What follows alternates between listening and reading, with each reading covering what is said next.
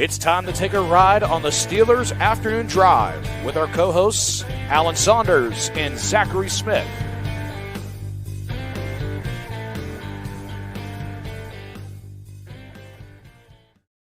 Welcome into another Steelers Afternoon Drive. I'm Zachary Smith. That is Alan Saunders. Alan, how we doing? I'm good, man. I'm good. I'm a little I'm like behind, man. Like today took forever. It was complicated. There's like a million pieces of news that happened today. It's a busy day. It's a busy day here at the Combine. I actually have a question for you that's not directly related to the Steelers, but just in terms of the Combine setup specifically. Was there something that was different today in terms of like the way that the players were accessible as opposed, because I saw you threw something in the group message about just like how it was super hectic or whatever with the way that the players were speaking. Is that always the case, or was it for whatever reason? No, it was really bad today. They have they do their medicals and then they talk to us, and the medical process occasionally gets like bogged down. Today it was like the worst I've ever seen it. We were supposed to talk to defensive tackles, like the first group of defensive tackles at 10, and then the second group at 10:20, and the third group at 10:40. I think by 10:40 we had seen 3 guys.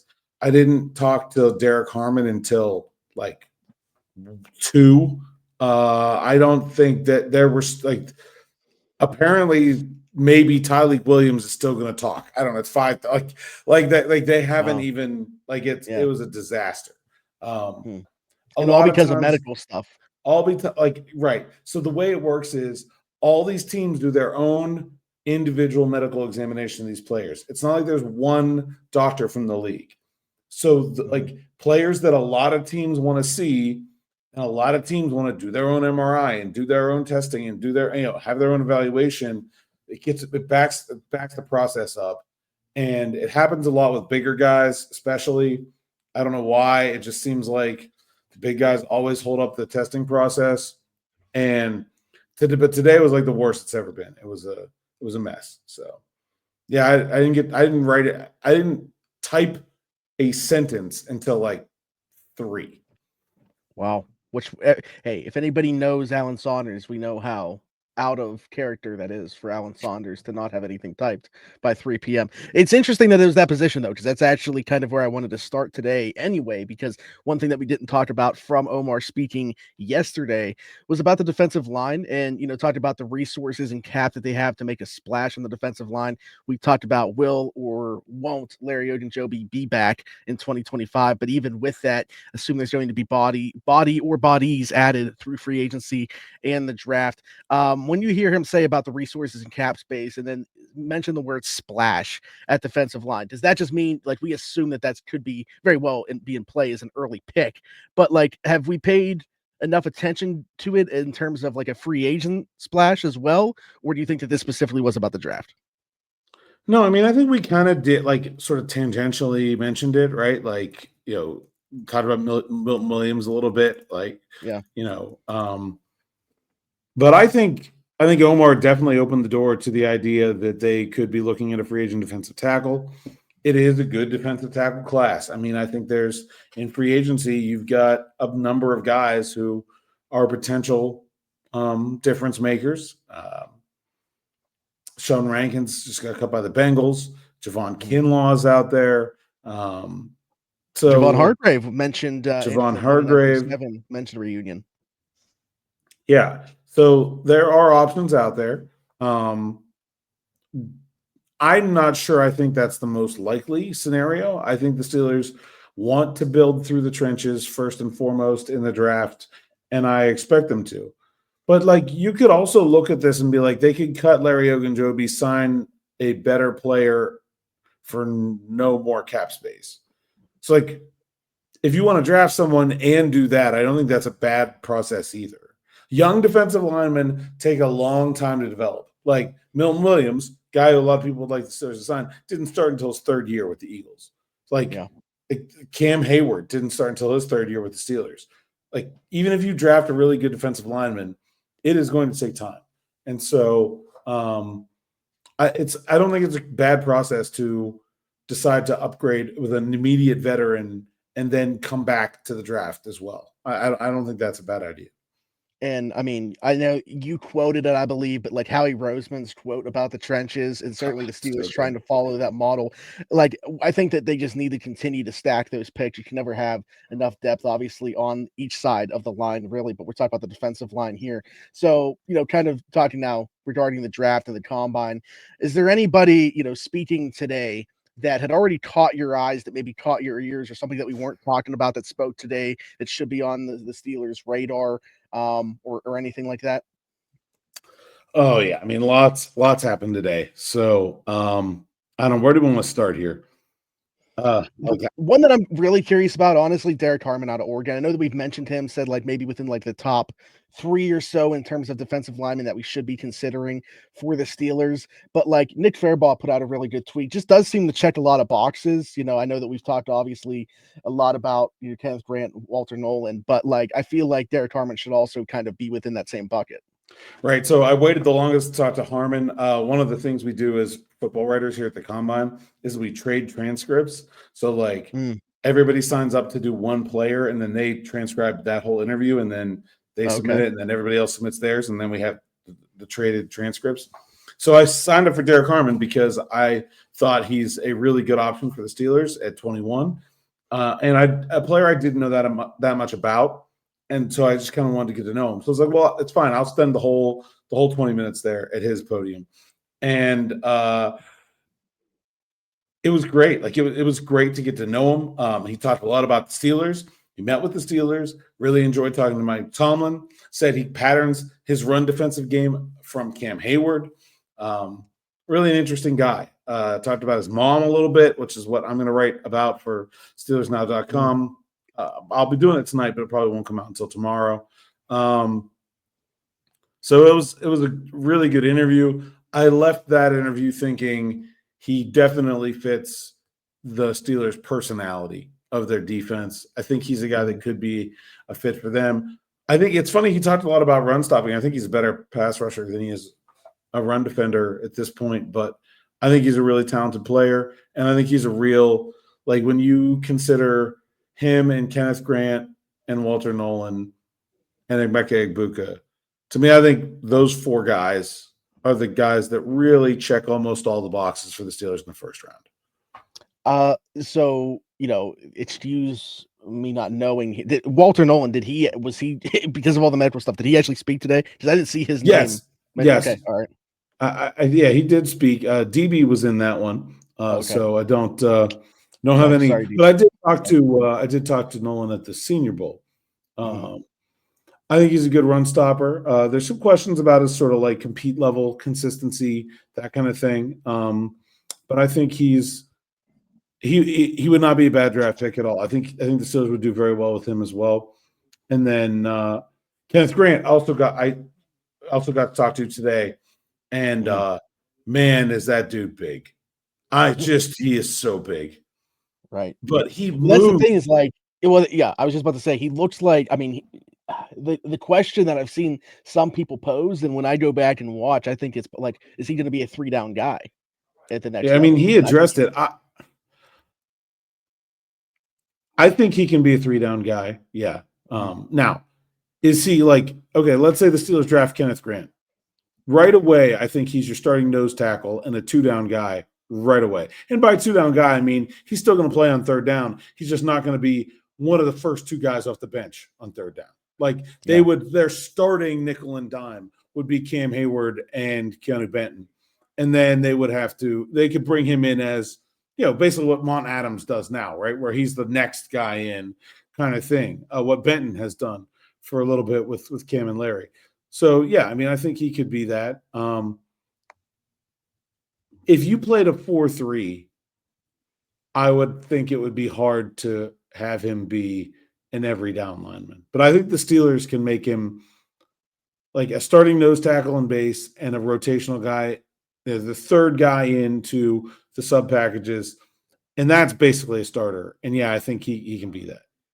I like how he threw out numbers for himself in terms of how he was going to test, because I'm curious now to see if he's able to hit those. Like, you're really putting yourself against the wall there and having to live up to that. Said he was going to run a 4.8 and hit 30 on the bench press. So we'll see if he's able to do 30 that. On the bench press is a big number. Yeah. Like, I mean, and I'm really happy that they changed the schedule around before last season. People had been skipping the bench press because it was like at a really awkward time. It was like right before they ran, and guys didn't Okay. want to tire themselves out on the bench press and then run. Mhm. But like, so the bench press is the most fun thing here. Like, running 40 yards is anticlimactic. Watching a dude throw up 30 reps on the bench is like fun. Like, it's definitely way better. So I mean, I Especially think like the energy surrounding the player as they're doing it is much more yeah, like you get the fans all in tight, like they're all like right on top of them as they're doing it. Yeah, it's way better. It's way better. I think the combine record is 49. So like 30 isn't like off the charts good, but trust me, that's very difficult. I would be impressed if he can pull that off. Let's talk a bit about those three guys, but again, those are kind of three guys that we've touched on in the past. Is there anything else from any other players to come out of today? In regard, like I said, maybe somebody that wasn't on your radar that maybe should be, or if your eyes had already caught, but then got to hear them speak or anything like that. Yeah, a bunch of those. So Shamar Turner for me really stood out today. He's a guy that he was not able to participate at the Senior Bowl. He had a stress fracture during the season that was not healing properly, and he was able to play through it, but then felt like he needed to get it taken care of. So he is not going to be participating in the drills here. He's a guy being mocked in the second round, I think, most of the time, and I think he's really good player. He's like there's like a lot of comparisons between him and DeMarvin Leal, except that Turner was a junior playing at 280 and was like, no, I'm moving inside, put 20 pounds on, spent his whole senior season playing inside, and now is coming into the draft as like, yes, I'm a 3-tech. This is what I do. Nothing else. It's like, what if someone had fixed DeMarvin Leal 3 years before the Steelers finally did? And I think a stronger player, maybe not as quick up the field, but I think a stronger player as well. It was really funny to talk to. I asked him how he went about gaining the 20 pounds, and he was like, "I already went so hard in the gym. The only thing I could do was just eat an extra meal every day." So I thought that was pretty funny. And I think he definitely passed the vibe test in terms of just like this guy is all about it, and I think will be someone that the Steelers will like from a personality standpoint. Good stuff. Okay. I haven't watched a ton of JJ Pegues is a guy who's way down the board. The other guy round, at Ole maybe Miss. 5th round. Dude, there's 4 Ole Miss defensive linemen that are all going to get drafted probably before the 5th round. Mm-hmm. Pegues is a nose tackle that also plays fullback, and he started his college career as a tight end. And he was in high school, he played tight end, but they ran the Wildcat, and he was the starting quarterback. Wow. So, right? It's odd.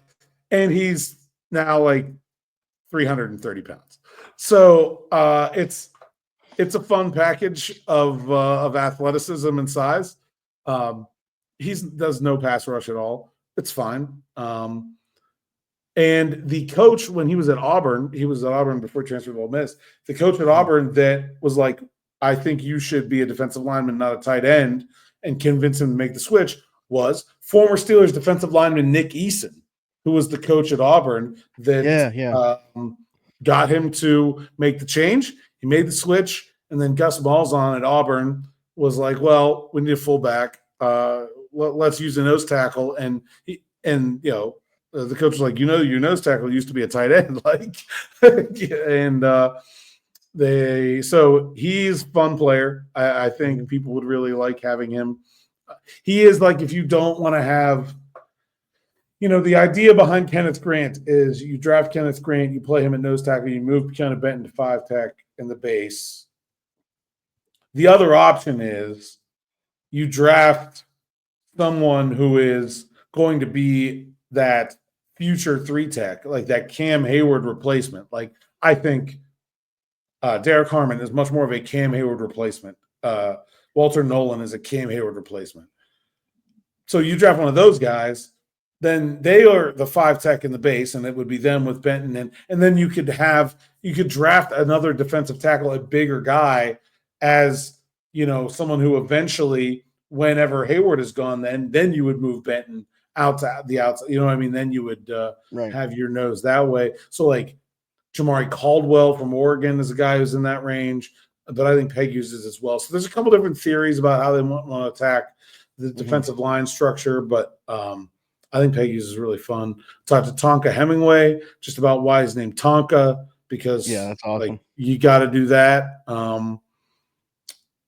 He said he was a kid and he would like hurt himself playing, and just like he would never cry and he would just like get up and keep playing. And his dad was like, "Hey, it's like a Tonka truck, like he just like indestructible," and just stuck. So that's cool. So yeah, I mean, all the way down, this is a really good IDL class. I think there are guys even into like deep into day 3 that are good NFL players. But I think we kind of hit most of the highlights there. Yeah, good stuff. I look forward to just throughout the week hearing about the position groups, especially the ones that are obviously going to be linked to the Steelers. Alan, we talked about this last year, and the audience, whether people were watching or listening, probably listening and coming over to hate comment on the YouTube, even if they are normally somebody that just listens. The NFLPA report card, once again, not very kind to the Pittsburgh Steelers. Big deal, not a big deal. What from this is a big deal, if anything? What was your take on this? I know that we talked about the same thing last year, but probably a lot of new people in the audience that weren't here when we talked about it last year, or to just rehash the conversation. Yeah, I mean, I'm not surprised by any of it, and I'll be honest, I have not like gone over it in a detailed fashion. Obviously, it was quite busy today, but like, the Steelers are not in a position to make big picture improvements to their facilities. Their lease is running out at the end of the decade. They're almost certainly going to leave that building in one fashion or another, whether it's building another building on the south side or moving somewhere else. And so, like, a lot of the things they would have to do involve like making structural changes to the building that are just not worth it at this point for them to do so. The same thing over at Acrisure Stadium. They have, their leases coming up. They are asking for things to be included, sort of like making a laundry list of like, here's the things we need. Here are the reasons why the county should be giving us all this money for us to extend our lease. They're not going to get those things ahead of that. Like, that's all going to come in 2030 when both of those leases expire. In the meantime, there is not a whole lot for the Steelers to do about a lot of these things. The one thing that I think did stand out to me, and this is that training staff did not get a great grade, and the strength coaches C-, I think. That was a whole new staff.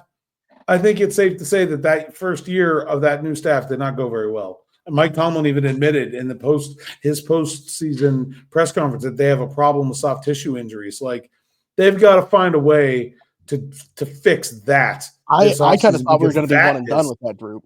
That is under their control, right? Yeah. And so nothing else there really. So the other thing I'll say is like, they grade the ownership, but like, it's only in regard to their willingness to invest in facilities. Like, it's ownership, it's as it impacts facility. The whole thing is just about facilities. So like, Art Rooney getting a D doesn't mean the Steelers think Art Rooney is one of the worst owners in football. They just think that he is not willing to invest in facilities. I think it was like 28 out of 32 or something like that. It does say in here, though, players feel that Rooney is committed to building a competitive team, ranked 22nd out of 32 owners in that. So what is that? Like, what does it pull from for that aspect? Oh God! Yeah, I mean, it's background right now. DB, yo. Go ahead. Sorry, where were we? Oh, like willingness to invest.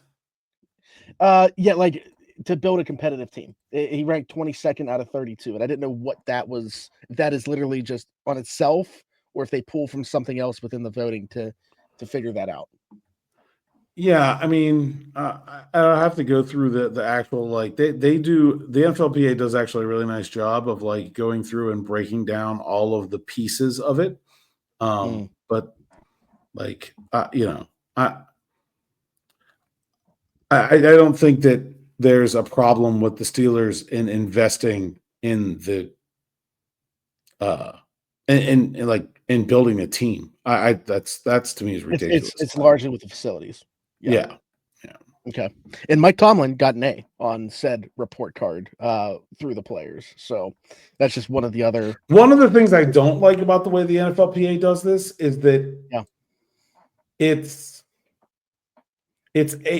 like the A through D or F thing seems like very random compared to like could be a mathematical thing, right? Where like it doesn't give very good context. Yeah. Right. Okay. Well, yeah, I don't know that. Again, we talked about the same thing last year and what is important, if anything, from it. That's the other thing. Is like, I guess I'll rehash that point as well. Yeah. None of this matters. Like literally none of this matters. I mean, no one is signing with a team or not signing with a team because of anything on this list. No one is winning a game or losing a game. Now, some like the training staff and the weight staff, yeah, okay. Yeah. But like most of the rest of this is just stuff that's like fluff and random player grievances being aired that, while like are legitimate, they do not impact the product on the field. Mm-hmm. Yeah, absolutely. A couple other things that aren't related to the Steelers, but they are related to the Steelers, just kind of like lead wide, that I wanted to bring up as well. This one's certainly related to the Steelers. We've talked about this name a lot. This Deebo Samuel. John Lynch, we just talked about yesterday, like, it's interesting to see how GMs speak, whether they keep the door open and how much they do so. He was pretty much like, nah, Deebo's going to be gone. Deebo asked for a fresh start. We're going to honor that. So Deebo Samuel going to be elsewhere in 2025. I think the interesting thing is we've talked about a trade a lot. I saw Diana Rossini was talking about it on her podcast, and also I believe put it in an article in The Athletic. Like, also talked about Aaron Rodgers saying the same thing. Like, there's not, like, the market's not there, and she doesn't think he's going to end up being traded and believes that he's going to be cut at the end of the day. Deebo Samuel, that is. Any sense in terms of that from you? Like, do you think that they are going to be able to get compensation back, or do you really ultimately think that it's going to end up being a cut? And then at that case, obviously, it's the market kind of changes in that you're not giving up the draft pick and taking the contract. Now you got to try to sign him and deal with other teams trying to do the same thing. Yeah, I think someone will trade something for him because I don't think his contract is ridiculous. It's 1 year, 15.8 is the cap hit. I think if he's traded, it can even go down. And so it's not guaranteed. So I think someone will trade something for him just to avoid the competition. Just to avoid him getting to the market. But like, I think you're looking at like a 7th round pick. Oh, okay. All right. Well, I'm curious to see how that plays out. I lean the same way, just because I don't think that a team like the Steelers or if the Steelers are going to ultimately be the team that lands them, I think they would easily want to give up a 7th round pick as opposed to having to compete with like the Ravens within their own division or any of these other teams that could also be looking for his services. Another name to watch that just kind of popped up today, Jaire Alexander. People have mentioned this name in the past. Obviously has not been the most healthy guy over the last few seasons for Green Bay, but we know what he's capable of when he has been able to stay on the football field. We've talked a lot about how do you get that guy opposite of Joey Porter Jr., especially with all the other needs that the Steelers have. Is Jaire Alexander, a trade for Jaire Alexander, a potential route the Steelers should go? Heck yeah. I got no problem with that. I think that's they had some interest in him once upon a time. There was a point where they were trying to make a trade for him. Absolutely. Yeah. I don't see a problem with this at all. I guess I'm not sure what I know the back has obviously been an issue. That's been, I feel like, the most recent one with that. You got to feel, I guess, okay about the medicals. You could say that about any player, but just like that these aren't going to continue to be a thing. And we just talked about the strength and conditioning staff and the training staff, so that might be an interesting marriage with Jaire Alexander and this this training staff. Yeah, so he didn't play very much this year and didn't have a full. I guess it is a concern, but that's why he's available. Like, good corners that are healthy don't hit the market ever. And I have no idea about like the compensation going back this way, because this is like a player of this caliber, like what we were saying, doesn't hit the market unless there's injuries or whatever, like contract dispute, him wanting out, whatever it might be. In this case, it's injury, but I have no idea what goes the other way in a deal like this then. Yeah, and I can tell you from a cap standpoint, Alexander would cost the Steelers $17.5 million this year and $19.5 million next year. Is that guaranteed? None of that is guaranteed. Okay.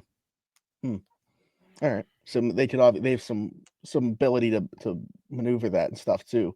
Yeah. I'd be curious to see how they would. Like, do you think that is that from his standpoint, immediately upon a trade, is he looking for a new contract? I mean, he's only 28.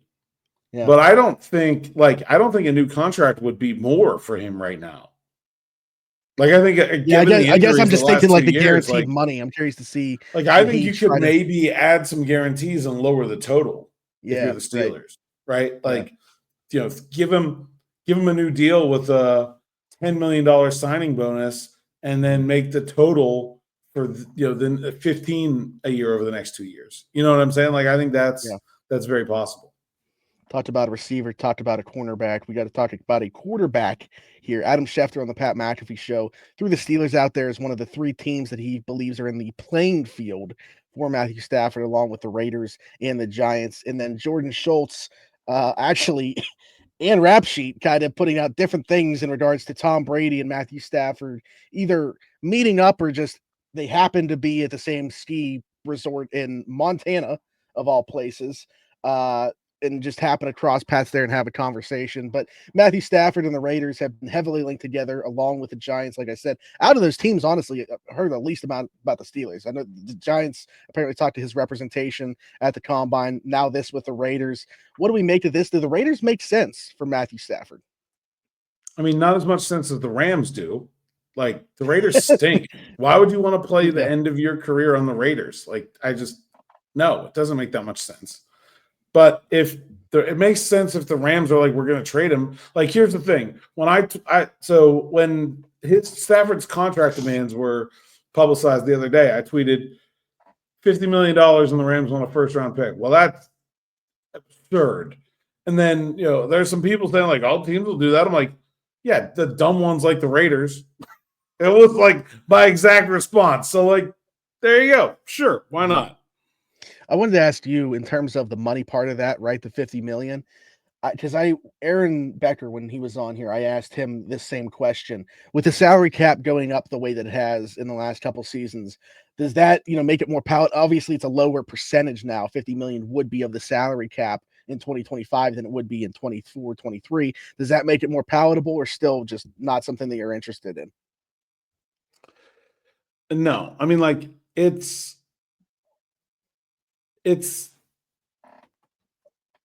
the only reason to pay a quarterback that much money is if he is an elite quarterback in the NFL right now, or you think he might be in the future. That's it. Those are the only 2 reasons. If you don't have one, if you're not one of those things, if you are not Burrow, Lamar, Allen, like that level guy, Mahomes, if you're not that level guy, or a younger guy that you think might become that, right? Trevor Lawrence, Tua, Jordan Love got 55 million. Jordan Love, right? Okay. There is no reason to pay a quarterback that much if you're not one of those 2 things. It's absurd, and no intelligent team should want to do it.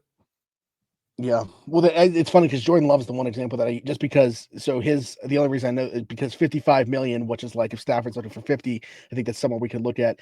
His percentage of the cap's going to go from 25% to like 19% with the cap increase. So I was like, I'm trying to figure out how much that, like, correlating that, like, what is 50 million in 2025? What would that have been in 2024 or in 2023? I guess that's the question. Yeah, I mean, I don't know. I don't think we know yet. That's a good question, but I don't think we know the answer to that yet. That's fair. Yes, I'm curious to see if it works out with the Raiders. The other one that I was going to bring up, just because also a quarterback. See, certainly seems like the Falcons are going to just keep Kirk Cousins as the backup quarterback to Michael Penix. Do you think that that's the right move? Obviously, they have Penix on a rookie deal, so I guess just a very expensive backup quarterback in 2025 for Atlanta. Yeah, I mean, I think it definitely makes some sense. Like that, they're not going to be able to trade him. Dead cap is, yeah, and what is they're not going to be able to trade him. The dead cap is worse than having him. Yeah. So just keep him. Mm-hmm. Yeah, that's kind of where I was at. Like they would be doing him a favor, I guess, more so than anything else, if they just straight up released him, letting him pick his next destination. But I if I'm Atlanta, I would be keeping him around. I agree with this decision if they do, just keep him around for the back, because then the out comes after this year, right? Like it becomes much more palatable for them to release him after 2025 before 2026. Yes. So we'll see how that plays out. I think we got to everything that I felt like we needed to. Alan, what do you think? I mean, we got lots, but there's lots of days this week. We do. There's a lot of days this week, and that's why I said what we needed to. What position? Oh, real quick before we got here, what do we got tomorrow in terms of people talking and stuff? Do you have that right in front of you? So tomorrow, I believe is. Hold on, I do not have it right in front of me, but we can look it up. So tomorrow, actually, a bunch of stuff is happening because, this is like a tiered schedule. And so tomorrow we will have media interviews with the defensive backs and the tight ends. Okay. We will also have measurements and on-field workouts for the defensive linemen and the linebackers and the edges. Oh, yeah. So it's always one day after, right? So defensive line, right. They talk today, so it's the workout. Yeah. All right. Makes sense. Right. Makes sense. Right. And that'll be the measurements will come out during the day tomorrow, and then the on-field workouts will be in the evening. And then the bench press will be Friday for those guys. Okay. All right. Well, there you go. Just a little bit of a sneak peek in terms of what we're going to be talking about over the next couple of days. Alan, until then, though, tell the people they can find you. At @Saunders_PGH on X, Instagram, TikTok, and Blue Sky. PGH Steelers Now is the site's account. SteelersNow.com is where all of this great combine content that we're collecting over this week will live. Please go there and check it out. DB has a really good feature on Kenneth Grant that is just about to drop. And like, subscribe, and hit that bell for notifications here on the YouTube platform so you don't miss an episode of Steelers Morning Rush, Steelers Afternoon Drive, and all the stuff we got coming from the combine. There we go. Lots of stuff coming. Also, hit us in the comments with your thoughts on anything that we talked about today, a question for a future episode, or a topic for a future episode. Again, we're going to need that as we work through the offseason. Maybe not so much this week, but certainly still keep those coming. We want to keep you guys involved as we move through here. And then if you're listening somewhere else, Apple, Spotify, wherever your podcast from, you can find us over there. Just search Steelers Afternoon Drive, leave us a 5-star review. We got 15,100 and Bruce Gradkowski. Oh yeah, we crossed so it just restarts, I guess now. Yeah. A number 5. Man, I would have loved to have been able to say Bruce Gradkowski. I know it's Cam Johnston now, but I don't like going with the current roster. Who's another number 5? Craig Colquitt, the punter on the 1970 Steelers was 5. A number 5 is not popping in my mind right now. Josh Dobbs would have been the other one. Oh, more recent. I feel terrible. Josh Dobbs is a 2-time guest, by the way, and around the 412 as well. That's bad that he didn't come to mind for me. Sorry, Josh. Hate to see that. Anyways, find us. Can't believe you let that happen. His afternoon drive. If he gets wind of this clip, Josh, I'm sorry. I apologize. And then back on TikTok as well. So find us over there, Steelers Afternoon Drive. And then you'll find me everywhere, Zachary Smith, PGH, for Alan Saunders and myself. Thanks for jumping in. Take another ride on the Steelers Afternoon Drive.